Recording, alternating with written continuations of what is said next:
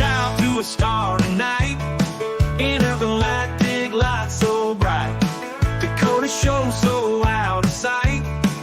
Blast off now, take flight. Aliens and rockin' tunes. Country beats under the moons. Space dust in my boots all new. Gigolo's hosting soon. Welcome to the galaxy. Radio waves so wild and free. Tune and feel the energy. With Dakota ride the beat. When it's been new every song. What is up, ladies and gentlemen? My name is Dakota France, and I am the Intergalactic Gigolo. Today's recording date is August 23rd, 2024. It is currently 11:52 p.m. Mountain Time. So I'm going to be recording this until tomorrow. A little bit of a delay since the last recording of this show because, I thought it was just allergies getting the better of me because of the wildfires in my area, but I ended up getting a little bit sick. I'm feeling much better now. My voice is still a little raspy. Got a little bit of a cough, but we're all good. You know, we're alive. We're well. We're still taking on the world. And that's why I also programmed a lot of these shows in advance. So that way, you know, y'all can still have consistent content even if I'm having a down moment. Well, as long as my computer's still working and I'm not having to make a mad dash on eBay in order to get something new just to get back up and running. Oh, well. So some of you may be wondering what the heck's going on, what today's topic is about. You realize the name of this episode is Stories Better Left Unsaid. And it's going to make sense why I went with that name very quickly. Because I wanted to address something. Now, there's going to probably be some of you that reach out to me saying, "No, Dakota, you don't have to do this. You don't have to explain yourself. You have your reasons, but yada, yada, yada." But I feel this is a conversation that needs to be had because it is a recurring theme when it comes to disclosure and the supernatural, these communities that often come together when on YouTube channels in order to communicate with one another because, well, usually people who go into this type of stuff, even though the sort of taboo that has always surrounded it has lifted, there's still a level of isolation. There's still many who struggle with the thought that, if they go to talk about some of the things they've experienced, they're probably going to be judged, ridiculed, and assumed they were crazy and thrown into a loony bin. Well, newsflash, ladies and gentlemen. Even here in the States, I've personally seen mental health facilities call in help from paranormal groups because of some of the things that are going on. The world has officially gone that crazy. And in this light, a lot of very good people, some who I'm close to, are a bit annoyed with how these communities, quote unquote, achieve their status, how they go about their business. Now, this is not me trying to critique anyone about how they've gone certain ways, or I'm not here to try to say this person pays reviews and this person does this person does that. No. Unless someone is legitimately causing harm to themselves or to others in order to achieve certain things, or basically just using that. But if they're using it as an excuse to hurt others, then yeah, call it out. But I'm going to address a story that I've refrained from telling in full detail because, well, I hope it helps explain some things. I've noticed frequently that with a lot of these fringe groups, as I was trying to say earlier, that they're all trying to be seen as the big dog, the professional, the top one, the one who has all the answers, and blah, blah, blah, blah, blah. And quite frankly, I mean, hell, some of you who have followed us for a while now probably heard me call out a few of those individuals on the Bald and Mocker show because they were getting ticked off we weren't giving them attention. It's like, you want attention? You want attention? All right. How about you talk to us one on one for an interview instead of trying to showboat in the middle of the audience being an annoying little heckler? You know what I mean? Try to make this as much of an open platform for everybody to, kind of share their ideas to help promote their projects, whatever they happen to be working on. Have a little bit of respect for everybody else, because there's certain things that may be going on that they may not be comfortable with sharing, or at least not with the general public.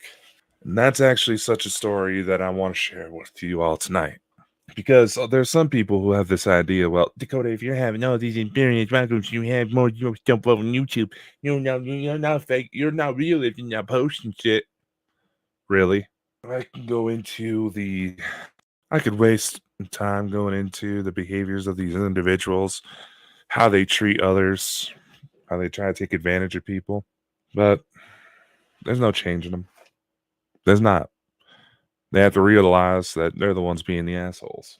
But you all want to know why I'm careful about what I share? Well, for one of the more recent incidents was the one that you're all aware of. Those yet who followed me for a while already know the story where I found my star wife's envoy, and she has expressed, concern about coming out in public because of a lot of what happens. A lot of these trolls and all that. They don't want to deal with that drama, and they have their own personal situations.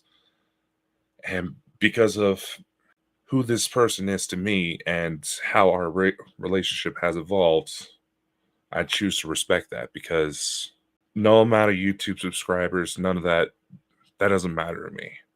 Doing what's right, trying to help people, that's what mattered. But there's also been a couple other incidents that made me start locking down on what I put out. Not because someone was stealing my material, not because I was bored and decided to do something else, because I did start fairly young when I was getting out there. It was because people got hurt. And I'm not just talking hurt feelings. People got hurt, people got killed. And was not my place to tell those stories. I was merely the mysterious stranger who happened to roll in at the right time. When you get into these fringe communities, one thing that's going to be blatantly obvious is how much of this is tied directly to mental health on both the presenters, the clients, whatever the situation may be. There is a mental health aspect. That's why a lot of tarot card readers can pick up audiences quite quickly, because not a lot of people, some people may go to those things just for fun, but nobody who reaches out to the supernatural is doing so from a halfway decent state of mind. Something's always going on that led them that way. And you know what? Maybe these tarot card readers, these palm readers, these psychics, maybe they actually, are worth the damn. That's something that has to be evaluated on a case by case situation. I can give you my thoughts on certain individuals if they've come across my winds of information, but that's something to be evaluated on a case by case situation. Tonight's story, I was asked to exceed caution with what I revealed because of what all happened. A lot of my clients, when I go to take on these private consultations, they're well aware I have media contacts. I do this. I have resources to go out to a lot of major news outlets. I even I haven't quite used it often, but we do have resources at my disposal to post things flat out on billboards. Hell, some of you may even seen when I put Bald and Bonkers on in Times motherfucking Square. Because guess what? There's a service out there now that only charges like $40 in order to make that happen. $40. And that aspect alone intimidates a lot of people, because you see all of these ghost hunting shows, these paranormal programs. You have your Help My House is Haunted, you have like Hold Files, Ghost Hunters, Ghost Adventures, UFO Hunters, whatever the case may be. And some of those people involved in those shows, they're halfway decent people. And, I'll just say it myself.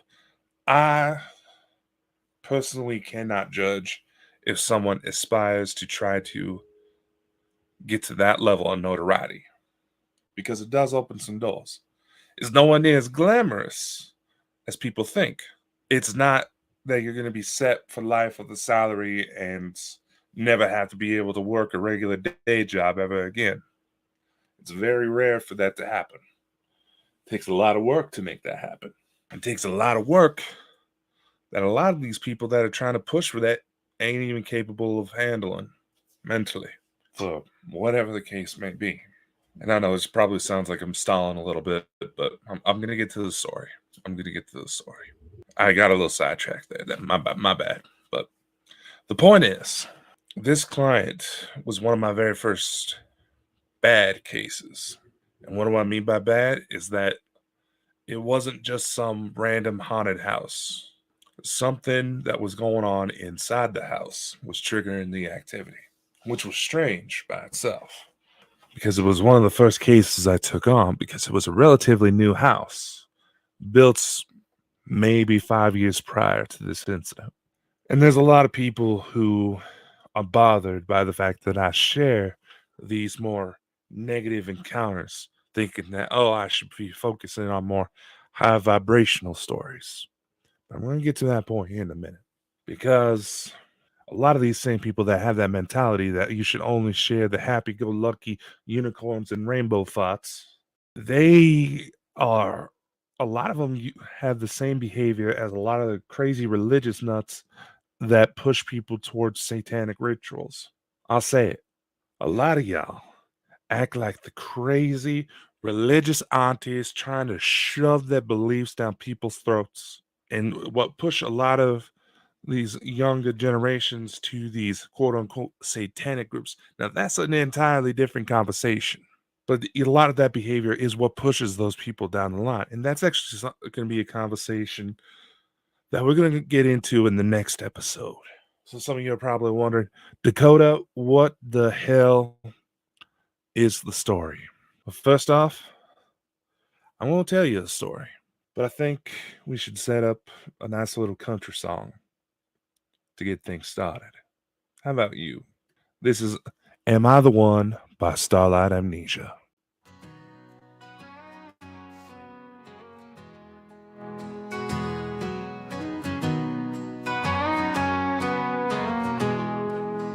Am I the one you think of? He's standing there. Do you feel my heartbeat? Or do you even care? I see it in your eyes, girl, caught between two worlds. Do you dream of our time, or is it all just swirls?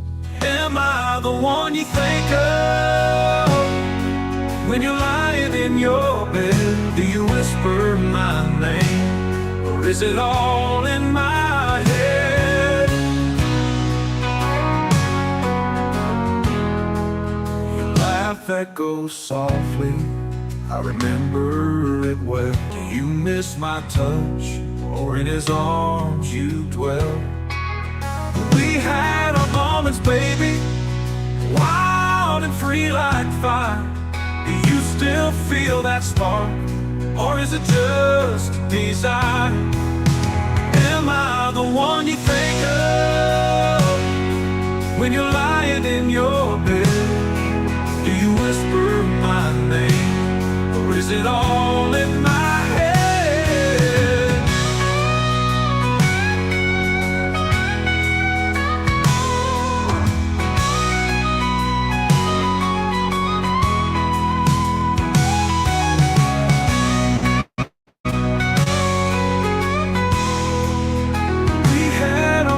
Baby, wild and free like fire. Do you still feel that spark, or is it just desire? Am I the one you think of when you're lying in your bed? Do you whisper my name, or is it all in my head?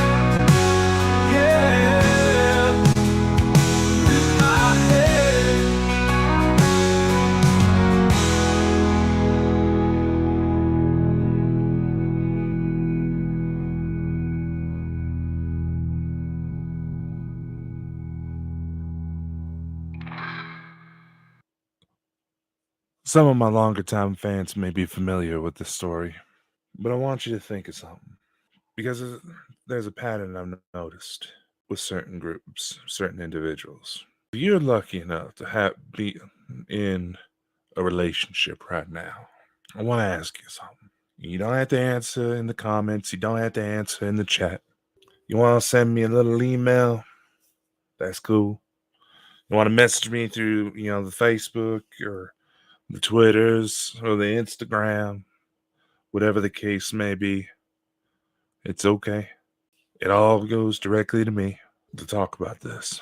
But I want to ask you if you truly feel happy with your significant other. Why do I bring this question up? Because this is going to probably trigger some people. And it's probably for the best that it does. Because I hope, it is my sincere hope that this does get you to start thinking. To make sure that you're in the relationship you're in for whatever reason. To make sure that it's in the right reason and it is something that is truly beneficial to you.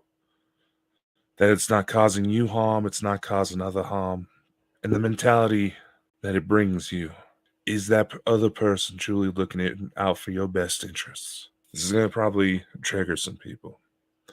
But there's a reason why I wanted to bring up this story.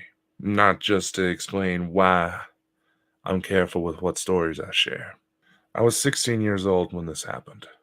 Got an email from my old website from a woman a couple towns over. She was trying to look for some help because she believed that she had something going on in her house. She would describe, scratches in the walls, voices, weird shadows, a lot of the classic signs for a cliche poltergeist case. I was initially hesitant to take it on, but there was one thing mentioned in the email that really bothered me, and it was why I took it on in the first place. And it's the one thing guaranteed to get my attention, and it has been used against me to try to trick me before, and I was not happy with those individuals. But that's a story for another time. This woman mentioned that she was worried about the safety of her two young daughters, both under the age of 7 at the time. So I took on the case. I scheduled a walkthrough with the client, typical procedure, just so I can get a layout of the inside of the house, find out where the activity is taking place, get a general feel for it. The day comes for the interview. I have a little notepad, a digital voice recorder tucked away in my pocket so I could record the entire session. I had the client walk me through the house, showed me the bedrooms where she had old family heirlooms, showed me where she's heard scratches. The main thing she was concerned about was having me talk to her young daughters. She was wanting to try to keep her reasoning, I should elaborate, was that she was wanting to keep as much of this away from them as possible. However, within 5 minutes, I started to get this feeling. It was a bit unsettling at the time.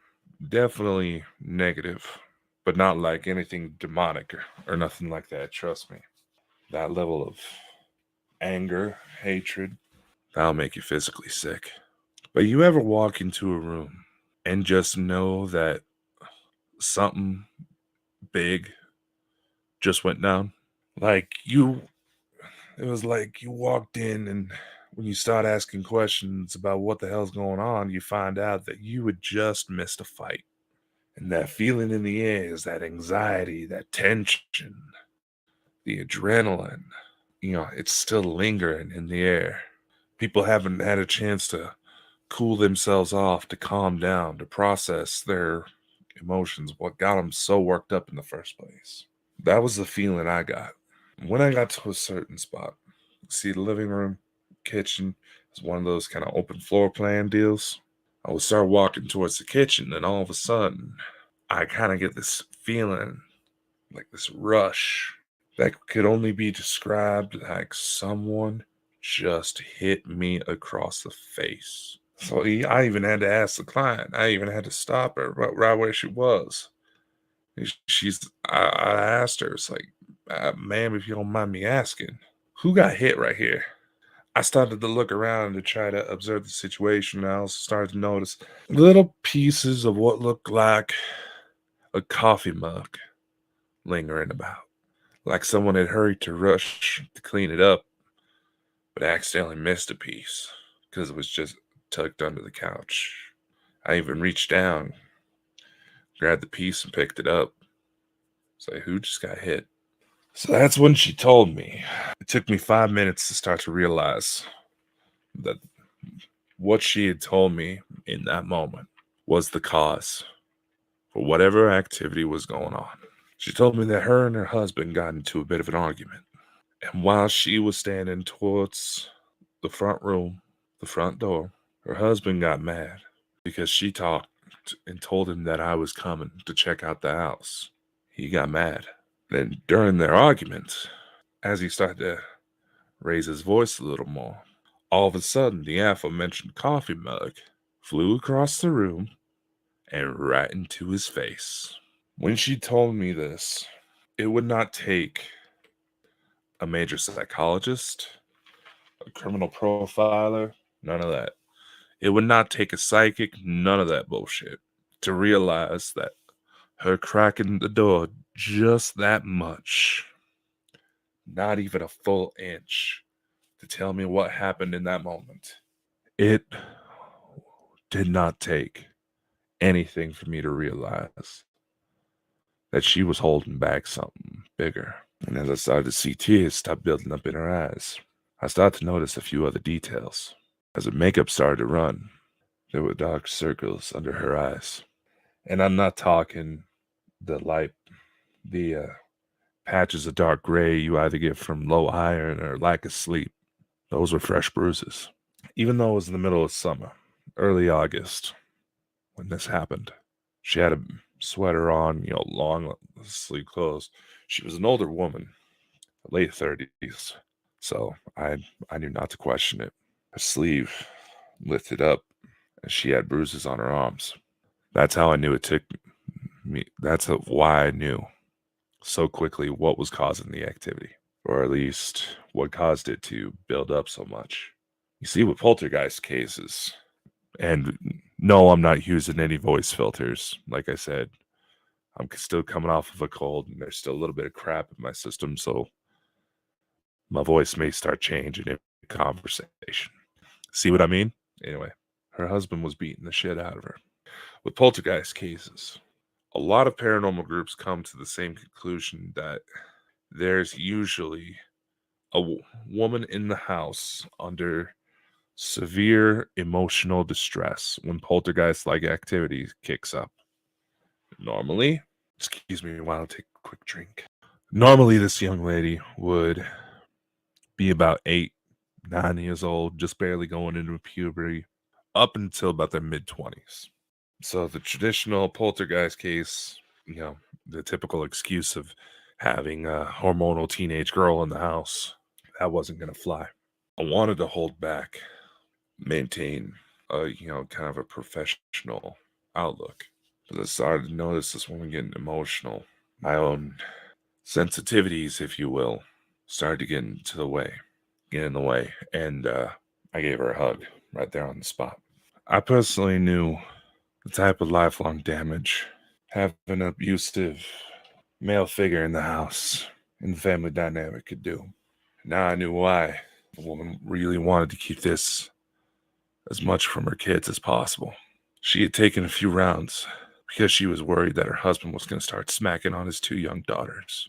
So, with the information I got, and as well as the notes I took, because that was at one point while we were in her bedroom that something actually flew past the window.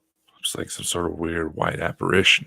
And I started to get a little bit excited. It was like, oh, we have something here. I still wonder to this day what would have happened if I had a chance to check out that house. Probably wouldn't have been good. Towards the end of the interview, I did my best to console the woman and gave her my number so she can contact me because, well, she wanted to talk with her husband before she scheduled any investigations in her house. Some strange man alone in the house. You know what I mean? So I Said, all right, all understood. I'll check in with you in about a week. She appreciated that. I gave her another quick hug, and before I left, I told her we're going to make sure we get this figured out. In the moment, I may have, tried to do a cool little wink at her way, just to, use my charms, if you will. A week goes by, I haven't heard from the woman, so I sent her a quick text. Said, hey, this is Dakota. You had me take a look at your house in regards to the activity that you believe was going on. Just wanted to see if you had a chance to talk with your husband about when to set up a date. About 5-10 minutes later, she gives me a call. Once again, I could tell by the tone in her voice she was trying to hold back something. She started to apologize, saying that her husband wasn't comfortable with me being in the house. In the background of the phone, I could hear someone, an older woman. Sounded like whispering at first, but my client, she didn't seem to acknowledge it. The voice said, tell him the truth now before he does something. Now, in the time that I was waiting for her to give me her call, I started to consult with some of my law enforcement contacts. Like I said, I was 16 years old when I took this case. I was 14 when I got my start. So I was not expecting to ever run into this type of situation. But I already knew how bad it was. I couldn't prove it. I didn't physically see the assault take place, which is part of the problem. I could, pass a word along, say, hey, you might want to keep an eye on this house. I think there's a domestic situation. But unfortunately, the way things are in the world and for how desperate people are to say they have a significant other in their life, the things they're willing to put up with. I'll just say this. Even the police, the attorneys, the judges, when they think the coast is clear, they ain't afraid to mutter the words, why the fuck did those people breed? But back to the phone call. There was not much I could do in that moment. But as I was talking with my law enforcement contacts, tried to see if I can get any more information on the house. How frequent was 911 called there? The only thing that they could tell me right off the bat that there was at least one call for paramedics because an older woman had collapsed. It was their mother-in-law. She had slipped on one of the kids' toys, fell, and hurt herself pretty good. But at the time of this case, she was still alive. But then they started to tell me, when I emphasized that I fully believed that the husband was doing something, they started running through a series of questions. They had a certain idea of what may have been going on, and they wanted to see how much I picked up on. The gist of it was that the reason behind a lot of domestic violence situations, why a lot of relationships seem to just snap overnight, was because the abuser, they typically are either being unfaithful or they're thinking about it, and they don't have the emotional maturity to just say that they want to leave the relationship. They feel like it's better to push away the person that they're with so they feel less guilty. And oftentimes they try to, the other person, they're wanting to save the relationship. They're not wanting to acknowledge. Maybe they're aware something's going on, but they don't necessarily want to acknowledge it. They want to save the relationship for whatever status they may be. They think that they have to endure that abuse, which is absolute bullshit. If you're in a situation like that, for fuck's sake, get out, especially if you have kids. I don't care what your reasoning is. You don't deserve that. And if you have kids around that are being targeted by that abuse, whatever happens to them is on you, not the person that's swinging on them. And I'll admit, yeah, it's a scary thought of leaving, scary thought of potential retaliation. And there was another instance where a friend of mine I went to school with now shares a grave with her own mother because her mother found out that the stepdad was sexually abusing her daughter, and was trying to get away. She was trying to do the right thing. So he shot and killed both of them before turning the gun on himself. So I know it's a scary thought. Dusty path, whisper their goodbye. Heroes ride, leaving tears to dry. Kissed by dreams they can't deny. Broken hearts sigh beneath the sky. Echoes of promises in the night. Stars fall from a hopeful height. Chasing what's right, they take flight, leaving love in shadow daylight. Heroes build better worlds alone. Shattered pieces of love well known. Chasing what's right, they take flight, leaving love in shadow daylight. Heroes build better worlds alone. Shattered pieces of love well known. Hearts aching from seeds they've sown. Lonely paths where they've grown. Bridges burn with every stride. Tears mix with the rising tide. Words left unsaid where hope died. Heroes' trails where lovers cried. Fates intertwined now asunder. Roaring skies filled with thunder. Love left in silent wonder. Heroes on paths we ponder. Heroes building better worlds alone. Shattered pieces of love well known.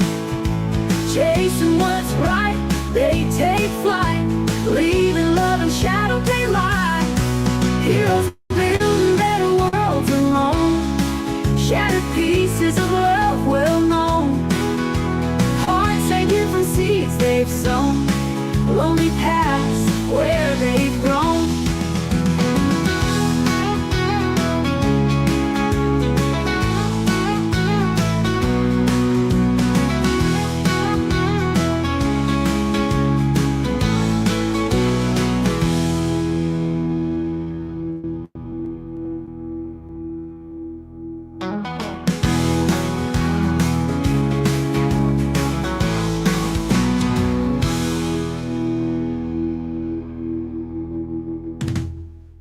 The feeling that you have to endure the abusive relationship only hurts yourself, and it hurts those that actually care about you. The one thing that helped me get through to my client was that she actually used to be an EMT. She's seen what happened in these cases and what path that she was walking down. As I was on the phone with her, I simply asked her, don't specify any details, but did he hit you again? Make something up about the kids' homework or something. Hide what you're saying so I know what's really going on. And she complied. She confirmed that he got upset again. He was fairly certain he knew who I was. Even threatened to try to make a motion against me. Try to take me out, as he said. Let's just say he was a scrawny little bitch.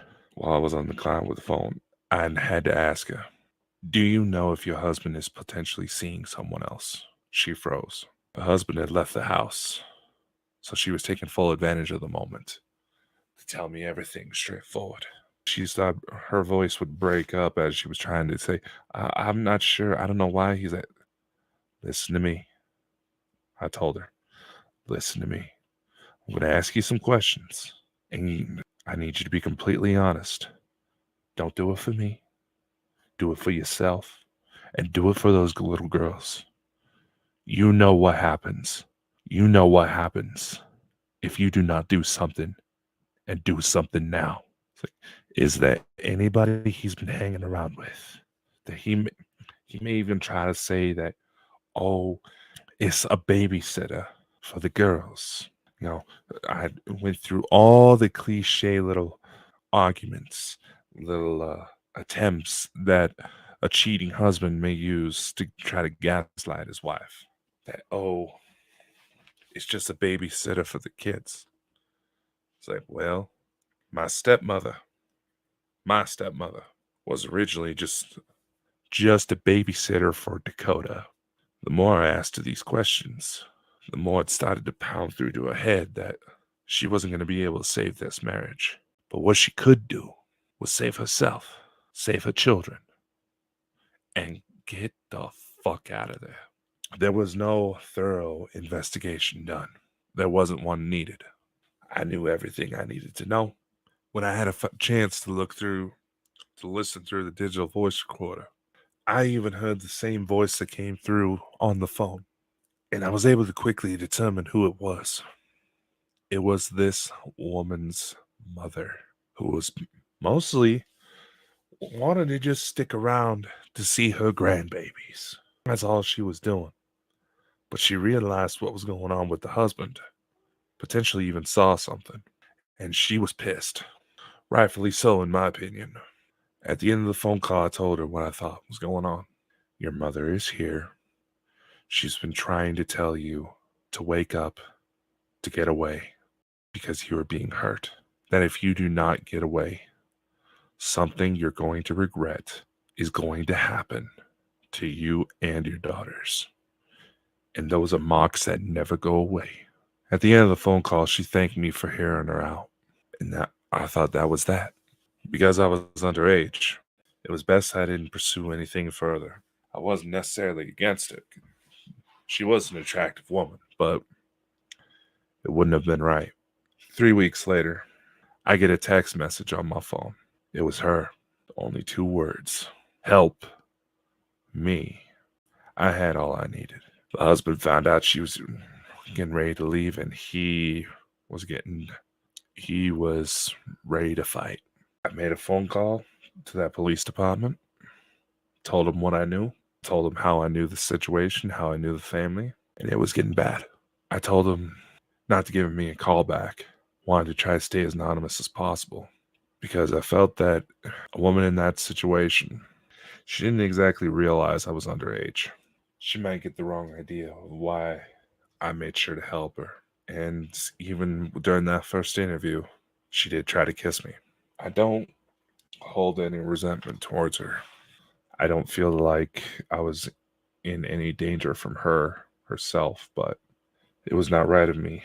Would not have been right of me to take advantage of that case, take advantage of that woman. Because in that response, I'd be taking advantage of those 2 little girls for my own gain. It was after that case I started shutting down the more public side. I could still tell the stories. I could write books. I can talk about it when I do interviews. I could talk about it when I do gigs like this. But as far as what I used to do was put together like little clips in a show format of my findings on cases. Even if the case was absolutely dull, nothing happened, we had debunked absolutely everything that was going on. I could still use that as a way to, go online, show people, how easy it is to get this stuff confused, how it's easy to twist the human senses, all that. I shut that down. I still took on cases. I didn't focus on public locations. I adjusted my focus towards private homes, and I upped the ante. There was a couple police officers who were some of my earliest fans. They found out that I did this type of stuff after I got into a fight while I was at school, and they started to ask me, Dakota, what happened? Why is there no video like you said? And I told them the story, and he completely understood. I actually ran into that officer the other day, still active duty. That was a memory trip. Some of you may be wondering what happened to that woman. Well, because it happened that night, she tried reaching out to me for help. She had more than enough to make it a quick divorce. She left him. She found herself a new place a couple hours away. Her daughters grew up. One got into racing. The one thing that is probably the most messed up about all this is that they saw enough that night to where the little girls didn't want their daddy around no more. And to see something that horrific, for a little girl to not want to see their daddy anymore, that's when you know something happened. Something truly devastating happened. I still have the occasional asshole who asks me that I should, put out more videos about my ghost hunts, otherwise it looks like I don't actually hunt. It's like, yeah, I do. But after this case, I knew that there was going to be more like it. That the people that came to me were going to be at one of the absolute worst times. and I was going to have to make the right calls. If I didn't, someone could have ended up dead. I've watched people be burned from the inside because they were possessed. I've watched their skin boil. I've had so-called shadow apparitions grab me by the neck, holding me in the air, trying to choke the life out of me. Now, mind you, I'm 6'7" and somewhere north of 350 pounds. That manifestation was so real, so intense, so in that moment, so intent on killing me because I took away its victim, that I could feel the leather of its skin.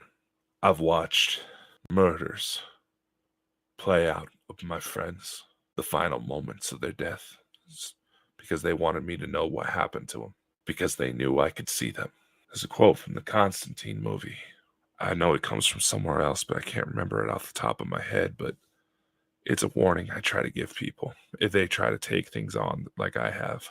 Once these things see you, once you see them, they see you. And there's nothing you can do to break that away. You can either sit scared, trying to take all sorts of illicit substances, try to drink your way out of numbing your mind to not be able to process that stuff no more, or you can learn to fight. You learn to fight, you learn to tell the story to help others fight. I don't want fame and fortune from what I do. If I get it, awesome. Then I can do some stuff with it. Like how we're trying to work on getting Bald and Bonkers its own streaming platform so people can share their stories unrestricted. Yeah, unfortunately, for how the world works right now, you kind of need a little money in order to make that happen. I don't seek fame and fortune. I seek to try to help people as much as I can. Not with little tarot cards, not with psychic readings. I can start there, but I knew a long time ago that there was something different about me. Something that would haunt me. It still haunts me to this day. But there's one of two things I can do. I can make it known that these things are happening, show people it's possible to step up, to overcome it, to maybe help bring a better future for the world that doesn't just toss the weak, low vibration of people to the side, but brings as many to the light as possible. Isn't that what we're supposed to be doing? Trying to help each other out? And yeah, I'll be the first one to say that if you are able to get physical evidence of some sort of UFO, spiritual manifestation, any of that you'll flip people, flip the skeptics. And that's a good way to get the people that haven't been really affected. But what about those that are still haunted by the things they've seen? We're living in times where damn near everybody is being forced to kind of heal from their situations. That the right people are coming into our lives to show us how we need to evolve. However, those lessons decide to manifest is going to be a little bit different for everybody. But just because we've had horrific things happen does not mean we can't use the things we've learned from those horrific atrocities, even if we were responsible for them in some way. We can still flip the script and make something good happen out of these terrible situations. And that's the most important part. Not pretending that it's all rainbows, and unicorns, and peaches and cream. No. As lovely as that image may sound, you got to realize there's only one or two things that a unicorn's actually going to be. It's either going to be one, a horse with a really messed up tumor that's probably going to need to be shot soon to put it out of its misery, or what the unicorn actually was a rhino. And I wouldn't want to be on the business end of one of those. Wouldn't you agree? But what about the magical qualities of the unicorn's horn? Well, look up all the alleged medicinal uses of a rhino's horn and why they get poached. You'll see what I mean. But that's the point I want to reiterate to people. Whatever device you're using to listen to this, or maybe sometime in the near future, I'm able to clear up the transcripts enough to where I can publish them in the little books through Bonkers Books. Maybe I can put that together appropriately to where you can physically read what I'm saying. The point of all this is not to gain fame or fortune or subscribers. My God, It's about doing something to make the world a better place, leaving the place a little bit better than how you found it. One person may not be enough, and it may be a little intimidating. But this mentality that we got to wait for somebody else to come wipe our ass, that's got to stop. Or to think that we're somehow important because we have so X amount of people willing to watch us wipe our ass. I should really be careful about my phrasing considering how the internet is these days. But the point still remains. Let's not work to isolate people. And yeah, I've said that if you got somebody who's wanting to play victim, then it's best to leave them be.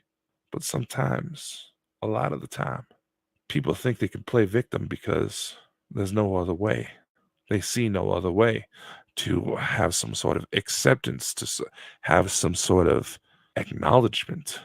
People turn abusive because they feel belittled by society for whatever reason. They feel like they may not be good enough. They may feel like everybody thinks they're better than them and all this. No one who has a good state of mind seeks out to hurt other people, no matter what medium they may choose in order to hurt others. Whether it's a mass shooter, mass stabbings, people don't just go out looking for reasons to hurt others unless they're broken themselves. Sometimes, and yes, in order to quote unquote fix themselves, they have to go about that journey on their own. But sometimes it takes the right people to help us get there. And when we come together like that, some of the most beautiful relationships, most beautiful memories, the most life-changing individuals will come into your life. And no matter how you part ways, they will leave that lasting impression so that you can do the same for others. That is what all this is about. I'm going to continue this conversation on next week's episode, Conversations with Lost Souls, because I've had this conversation with quite a few people now, and I want to read this out because there's going to be some topics in there that are going to be disturbing to some people because of their own pre-made assumptions. And that's why I want to do it. I still think that these alleged high vibrational people still need to be challenged. What are they truly willing to do to help make the world a better place? Are they just going to want to be sitting around meditating for a better place? That may help to an extent. But those who actually get off their asses and somehow make the effort, even if it is just something as small as giving a smile to a stranger you happen to walk past, that smile may save someone's life. That may be all it takes. Just a small act of kindness, of happiness, or just a little bit of a reminder that the world ain't as bad as it seems. Much love. Take care. I'll see you all next time. Gigolo out. Ride the beat when it's been new every song, jamming